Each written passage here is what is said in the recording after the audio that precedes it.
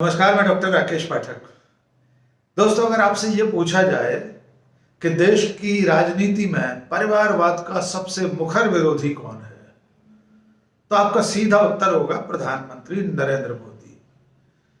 अगर आपसे ये पूछा जाए कौन सी ऐसी पार्टी है जो भारत की राजनीति में परिवारवाद की मुखर विरोधी है, तो आपका सीधा जवाब होगा भारतीय जनता पार्टी। आपने देखा होगा प्रधानमंत्री नरेंद्र मोदी लाल किले की प्राचीर से लेकर संसद तक और संसद से लेकर सड़क तक हर जगह राजनीति में परिवारवाद, भाई भतीजावाद, इन सब का जमकर विरोध करते हैं। ऐसा शायद ही कोई मौका होता हो जब प्रधानमंत्री राजनीति में परिवारवाद को मिटाने की, उसका खात्मा करने की बात न करते हो। लेकिन क्या यह हकीकत है कि प्रधानमंत्री नरेंद्र मोदी और भारतीय जनता पार्टी सच में परिवारवाद के विरोधी हैं? क्या उनकी पार्टी में यानी भारतीय जनता पार्टी में कहीं किसी तरह का परिवारवाद, भाई भतीजावाद नहीं है? आइए इसकी पड़ताल करते हैं। लोकसभा चुनाव का मौका है। भारतीय जनता पार्टी अपने 250 के करीब प्रत्याशियों के नाम घोषित कर चुकी है। इन प्रत्याशियों के नामों के आईने में ही आज प्रधानमंत्री नरेंद्र मोदी और बीजेपी के इस दावे की पड़ताल करेंगे कि क्या राजनीति में परिवारवाद बीजेपी सचमुच नहीं चाहती है। लेकिन उससे पहले आपको दो दिलचस्प वीडियो सुनवाते हैं। पहला है प्रधानमंत्री नरेंद्र मोदी के पिछले साल लाल किले की प्राचीर से देश को दिए गए संबोधन का। प्रधानमंत्री अपने इस भाषण में साफ साफ कह रहे हैं कि दूसरी पार्टियों में जो परिवारवाद है वो of the family, by the family, for the family राजनीति है। यानी दूसरी पार्टियों की जो राजनीति है उनका जीवन मंत्र ही परिवारवाद है। आइए पहले उनका यह भाषण सुन लीजिए, फिर आपको सुनवाएंगे संसद में प्रधानमंत्री ने परिवारवाद को लेकर क्या कहा था। आज परिवारवाद और तुष्टीकरण, इसने देश का बहुत बड़ा दुर्भाग्य किया है। अब लोकतंत्र में ये कैसे हो सकता है कि पॉलिटिकल पार्टी, और मैं विशेष बल दे रहा हूं पॉलिटिकल पार्टी, आज मेरे देश के लोकतंत्र में एक ऐसी विकृति आई है जो कभी भारत के लोकतंत्र को मजबूती नहीं दे सकती। और वो क्या है बीमारी? परिवारवादी पार्टियां। और उनका तो मंत्र क्या है? Party of the family, by the family and for the family.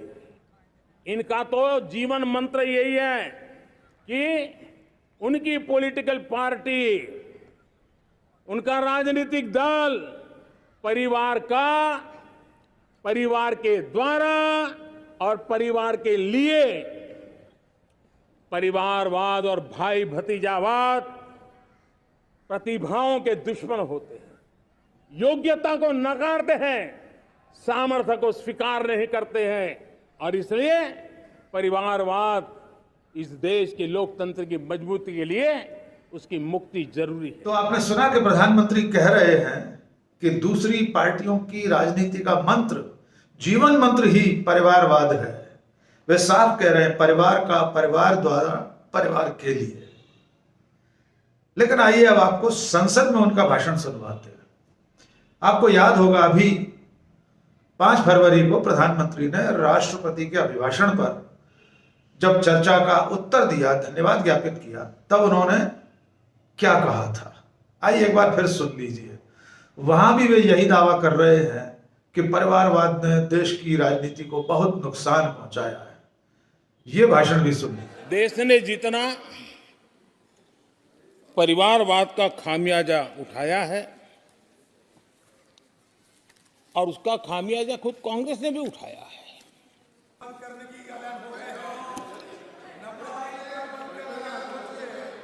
यहां हमारे दादा अपनी आदत छोड़ नहीं पाते हैं, वो वहां से बैठे बैठे कमेंट कर रहे हैं परिवारवाद की। मैं जरा समझा देता हूं, आज माफ करना अध्यक्ष महोदय, मैं जरा समय ले रहा हूं। आज हम किस परिवारवाद की चर्चा करते हैं? अगर किसी परिवार में अपने बलबूते पर जन समर्थन से एक से अधिक अनेक लोग अगर राजनीतिक क्षेत्र में भी प्रगति करते हैं, उसको हमने कभी परिवारवाद नहीं कहा है।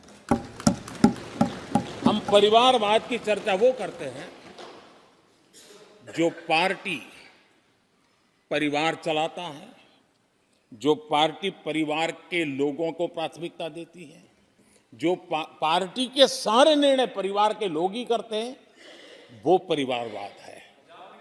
न राजनाथ जी की कोई पॉलिटिकल पार्टी है, न अमित शाह की कोई पॉलिटिकल पार्टी है। और इसलिए जहां एक परिवार को पार्टियां लिखी जाती हैं, वो लोकतंत्र में उचित नहीं है। इन दो भाषणों की रोशनी में आइए अब पड़ताल करते हैं कि सचमुच में प्रधानमंत्री नरेंद्र मोदी परिवारवाद को, भाई भतीजावाद को योग्यता का दुश्मन मानते हैं। उन्हें ऐसा लगता है कि सचमुच परिवारवादी राजनीति के चलते योग्य लोग आगे नहीं आ पा रहे। तो इसकी पड़ताल का सबसे बेहतरीन मौका मिला है बीजेपी की सूची में। भारतीय जनता पार्टी ने पहली सूची जारी की थी 195 प्रत्याशियों की। इस 195 लोगों के नामों की सूची में ही परिवारवाद का बोलबाला है। आइए पहली सूची के कुछ नामों का उल्लेख कर लेते हैं जो सीधे सीधे आज की तारीख में राजनीति में सिर्फ इसलिए हैं कि उनके परिवार में कोई ना कोई, उनके पिता, माता, भाई, बहन, कोई ना कोई राजनीति में रहा है। चंद बड़े नाम इस पहली सूची में जो पहली नजर में आपको पकड़ में आते हैं, यह सूची आपको साथ साथ दिखाई दे रही है स्क्रीन पर। इस सूची में सबसे बड़ा नाम है ज्योतिरादित्य सिंधिया का। ज्योतिरादित्य सिंधिया के पिता माधवराव सिंधिया कांग्रेस की राजनीति में थे, 9 बार सांसद रहे। उनकी दादी राजमाता विजयाराजे सिंधिया जनसंघ और भारतीय जनता पार्टी की बड़ी और कद्दावर नेता थी। लोकसभा में रही, पार्टी की राष्ट्रीय उपाध्यक्ष थी। ज्योतिरादित्य सिंधिया की 2 सगी बुआएं वसुंधरा राजे सिंधिया और यशोधरा राजे सिंधिया भी सक्रिय राजनीति में हैं, यद्यपि इस वक्त वे बीजेपी की राजनीति में हाशिए पर है। वसुंधरा राजे राजस्थान की मुख्यमंत्री रह चुकी थी, यशोधरा राजे मध्य प्रदेश में मंत्री रही। तो परिवारवाद का सबसे जीता जागता सबूत ज्योतिरादित्य सिंधिया। इसी पहली सूची में दूसरा नाम है गीता कोड़ा का। गीता कोड़ा झारखंड के मुख्यमंत्री रहे मधु कोड़ा की धर्मपत्नी है। तीसरा नाम है ज्योति मिर्धा, राजस्थान से प्रत्याशी बनी है। उनके पिता भी राजनीति का एक बड़ा और कद्दावर नाम थे। दिल्ली यानी देश की राजधानी में प्रत्याशी बनाया है भारतीय जनता पार्टी ने बांसुरी स्वराज को। बांसुरी स्वराज के परिचय की कोई जरूरत नहीं है, आप सब जानते हैं। वे श्रीमती सुषमा स्वराज की सुपुत्री हैं। वे भी परिवारवाद का एक नमूना है। बांसुरी स्वराज के पिता स्वराज कौशल भी राजनीति में थे और सुषमा स्वराज तो बीजेपी और देश की राजनीति का एक बहुत बड़ा नाम। इसके अलावा इस पहली सूची में एक नाम है, मध्य प्रदेश से प्रत्याशी बनाई गई हैं, हिमाद्री सिंह। अब हिमाद्री सिंह के बारे में आप जान लीजिए। हिमाद्री सिंह राव दलबीर सिंह और राजेश नंदिनी सिंह की सुपुत्री है। दलबीर सिंह केंद्र में मंत्री रहे थे, राजेश नंदिनी सिंह सांसद रही थी। एक और नाम है मध्य प्रदेश से, अनीता नागर सिंह चौहान। नागर सिंह चौहान इस वक्त मध्य प्रदेश में डॉक्टर मोहन यादव की सरकार में वन मंत्री है। यह अनीता नागर परिवारवाद का एक और नमूना। इसमें एक नाम है दुष्यंत सिंह, श्रीमती वसुंधरा राजे सिंधिया के सुपुत्र। यह भी परिवारवाद की राजनीति से आते हैं। झांसी से प्रत्याशी बनाए गए हैं अनुराग शर्मा। अनुराग शर्मा के पिता विश्वनाथ शर्मा राजनीति में थे, सांसद थे, राज्यसभा में रहे। वे वैद्यनाथ कंपनी के मालिक थे। शुभेंदु अधिकारी, ये पश्चिम बंगाल से प्रत्याशी हैं, शुभेंदु अधिकारी के सुपुत्र हैं। अब दूसरी सूची का जिक्र करते हैं, वो भी पूरी भरी पड़ी है परिवारवाद से। इस दूसरी सूची में जो बीजेपी ने अभी जारी की है, उस दूसरी सूची में 4 तो भूतपूर्व मुख्यमंत्रियों के सुपुत्र हैं। यानी भारतीय जनता पार्टी की राजनीति में जो लोग अपने अपने राज्यों में मुख्यमंत्री रहे हैं उनके सुपुत्र प्रत्याशी बनाए गए। पहला नाम है अनुराग ठाकुर का। आप सब जानते हैं अनुराग ठाकुर हिमाचल प्रदेश के मुख्यमंत्री रहे प्रेम कुमार धूमल के सुपुत्र हैं। दूसरा नाम है राव वीरेंद्र सिंह के सुपुत्र राव इंद्रजीत सिंह का। तीसरा नाम है एसआर बोम्मई के सुपुत्र बसवराज बोम्मई। और चौथा नाम है बीएस येदुरप्पा के सुपुत्र बीवाई राघवेंद्र। ये चारों प्रत्याशी अपने पिताओं की राजनीति को आगे बढ़ा रहे हैं जो मुख्यमंत्री रहे थे। लेकिन ये दूसरी सूची पुत्रियों के अलावा पत्नियों और दामाद से भी भरी हुई है। तो पहले पत्नियों का जिक्र कर लेते हैं कि कौन ऐसे प्रत्याशी बनाई गई हैं जिनके पति दिग्गज राजनेता हैं। इनमें पहला नाम है मोहन देलकर की पत्नी कलाबेन का। दूसरा नाम है रतन कटारिया की पत्नी बंतो कटारिया का। तीसरा नाम है जीएम सिद्धेश्वर की पत्नी गायत्री सिद्धेश्वर का। चौथा नाम है डीके भरत सिम्हा की पत्नी डीके अरुणा। यही नहीं, एक दामाद जी भी टिकट में नाम पा गए हैं अपना। उनका नाम है एचडी देवेगौड़ा के सुपुत्र सीएन मंजुनाथ। बाकी इस सूची में यानी बीजेपी की दूसरी लिस्ट में कुछ और नाम है। वेद प्रकाश गोयल, बीजेपी के जनसंघ के जमाने के दिग्गज नेता, उनके सुपुत्र पीयूष गोयल बंबई से प्रत्याशी बनाए गए। एकनाथ खड़से की बहू। जब बेटों बेटियों को अवसर मिल रहा है तो बहुओं को भी अवसर मिलना चाहिए, तो इसलिए एकनाथ खड़से की बहू रक्षा खड़से, अर्जुन तुलाराम पवार की बहू भारती, और इसके अलावा गोपीनाथ मुंडे की सुपुत्री पंकजा, राधा कृष्ण विखे के पुत्र सुजय, संजय धोत्रे के सुपुत्र अनूप, तुकाराम श्रृंगारे के सुपुत्र सुधाकर श्रृंगारे, रवि सुब्रमण्यम के भतीजे तेजस्वी सूर्या, वीके मल्होत्रा के सुपुत्र हर्ष मल्होत्रा, जी राजाराम के सुपुत्र गोदाम नागेश, विजय गावित की पुत्री हिना गावित।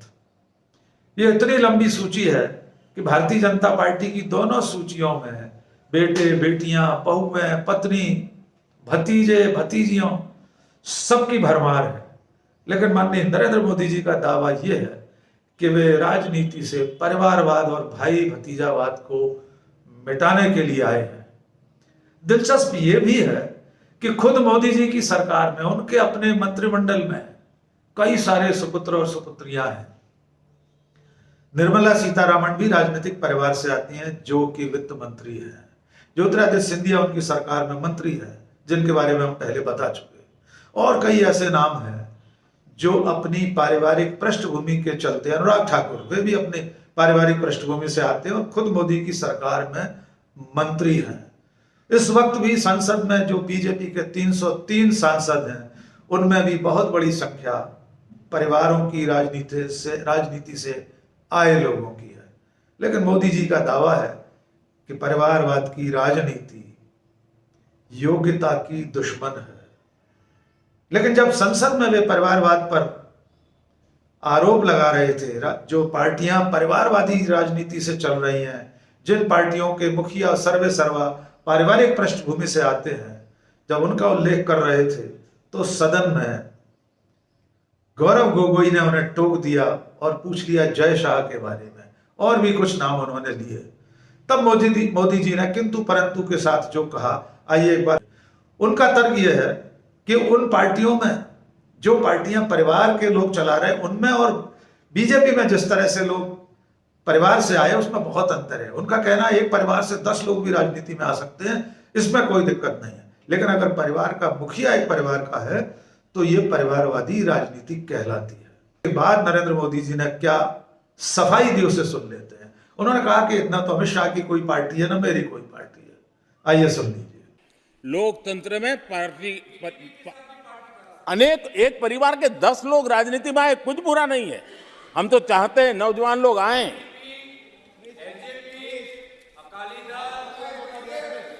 हम भी चाहते हैं ये इसकी चर्चा करिए। हमारे साथ आपके साथ मेरा विषय नहीं है। देश के लोकतंत्र के लिए परिवारवादी राजनीति पारिवारिक पार्टियों की राजनीति, ये हम सबकी चिंता का विषय होना तो चाहिए। नरेंद्र मोदी जिस परिवारवाद को बीमारी बता रहे हैं, जिस परिवारवाद को योग्यता का, प्रतिभा का दुश्मन बता रहे हैं, वो परिवारवाद गले गले तक उनकी पार्टी में भरा हुआ है। जब दूसरी सूची आई और बहुत सारे परिवारवादी प्रत्याशियों के नाम सामने आए, तो कांग्रेस के सोशल मीडिया सेल की चेयरपर्सन सुप्रिया श्रीनेत, राष्ट्रीय प्रवक्ता विंग कमांडर अणुमा आचार्य, इन सब लोगों ने चुटकी लेकर ट्वीट किया और कहा कि ये बीजेपी का परिवारवाद है, जिसे परिवारवाद नहीं कहा जा सकता। अभी इंतजार करना होगा कि बीजेपी की बाकी सूची जो आने वाली है, अभी बहुत सारे नाम बाकी हैं लोकसभा चुनाव के लिए, उनमें कितने पुत्र और सुपुत्रियां, बहुएं, भतीजे, भतीजियां, दामाद और नेताओं की धर्मपत्नियां और कितने ऐसे नाम सामने आते हैं, इसका अभी इंतजार करना होगा। लेकिन जैसा मोदी जी का दावा है, जैसा उन्होंने लाल किले से कहा था कि of the family, by the family, for the family, परिवार का, परिवार द्वारा, परिवार के लिए, राजनीति का ये जीवन मंत्र, राजनीति का ये परिवारवादी मंत्र फिलहाल बीजेपी की दोनों सूचियों में साफ साफ देखा जा सकता है। तो प्रतीक्षा करते हैं अगली सूची का और उसमें जांचेंगे कितने और नाम परिवार की राजनीति से लोकसभा के मैदान में चुनाव लड़ने उतरते हैं। आज के इस वीडियो में बस इतना ही।